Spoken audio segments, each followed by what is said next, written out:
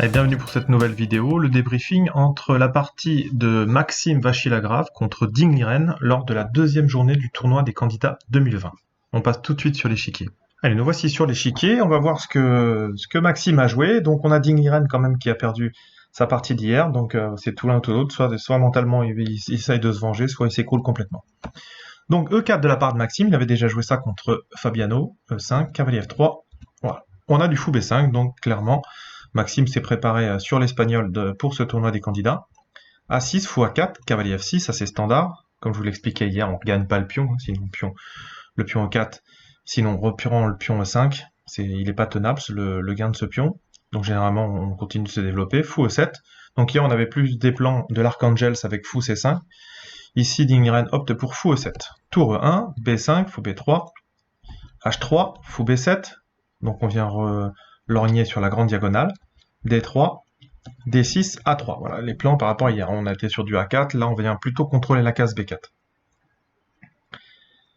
Voilà. Pourquoi la case B4? Parce que voilà, lorsqu'on va jouer le cavalier, on ne veut pas qu'il soit chassé par le pion B, tout simplement. Dame D7, cavalier C3, tour F en 8, donc là on a une centaine de parties qui ont été jouées comme ça.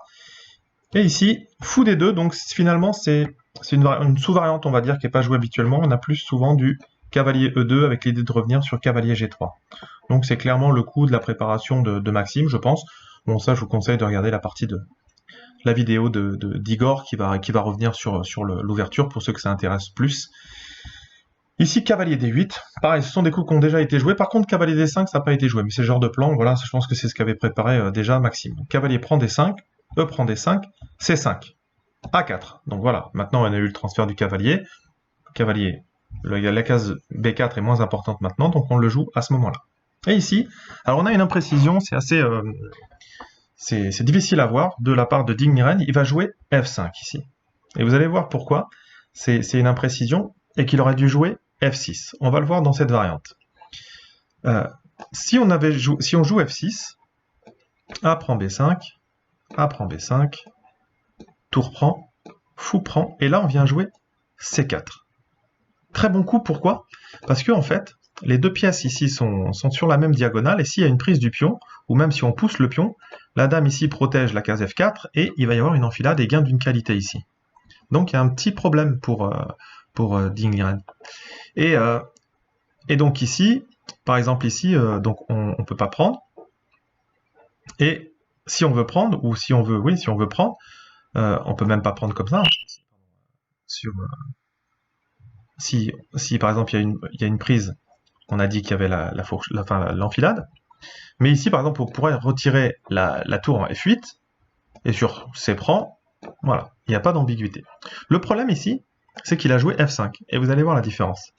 Prise, C4, donc là, si on joue tour F8, ce qui était intéressant s'il permettait de prendre le pion, ici sur la prise, donc là on se dit il n'y a pas de problème, et bien si, il y a un problème parce que dans cette position, on peut soit jouer cavalier ou tour prend en E5.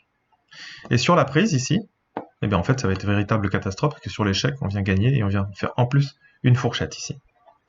Cavalier F7, par exemple, prise, tour E8, tour prend, voilà, le cavalier est cloué, etc. Et la position s'écroule complètement dans cette possibilité.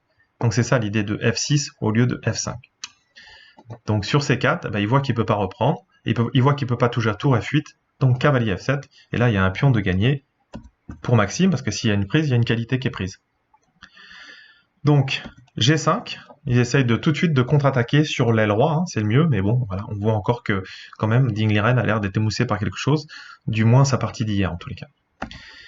Cavalier H2, donc là, ce qui est intéressant, c'est la manière dont Maxime va profiter de son avantage de pion, c'est-à-dire qu'il va créer des faiblesses supplémentaires. En fait, on ne remarque pas, mais ici, le fou va venir en C4, et ici, on a une espèce de prison pour le fou. Le fou de case blanche ne joue pas. On ne parle même pas du mauvais fou, du même fou en E7.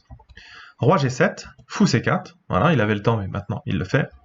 Roi G6, G4. Pareil, encore une fois, un très bon coup qui, de toute manière, à terme, soit sur la reprise, soit sur la poussée, va permettre à la dame de venir sur les cases blanches. Et comme je vous l'ai montré que le fou ne peut pas jouer, eh bien, c'est un avantage stratégique conséquent pour Maxime. Cavalier H6, Dame F3, il vient sur les cases blanches. Fou D8, essaie de s'activer comme on peut, mais voilà, peut-être qu'on peut venir sur B6, voilà, mais pas vraiment de bonnes idées. Dame G2, donc là on voit aussi que il y a des concentrations de pièces qui vont pouvoir venir, donc c'est assez compliqué. Hein, donc voilà, Ligneren a essayé d'avoir du contre-jeu sur l'aile roi, mais Maxime avait ses tours nettement mieux placés. Hein. Même si quelqu'un peut prendre la colonne A, c'est Maxime. Voilà, le fou. Alors ici, bien sûr, c'est un mauvais fou, c'est un gros pion, mais en fait, il vient stopper le pion qu'on a gagné, enfin, il vient protéger le pion qu'on a gagné et en plus empêcher l'autre fou de jouer. Donc voilà, peut-être qu'il est mauvais ce fou, mais il empêche de jouer le bon fou des noirs. Donc là, c'en est trop pour Ding Liren qui continue à se planter. Ici, fou B7, ça résistait un petit peu plus, mais même si on profitait de la colonne A.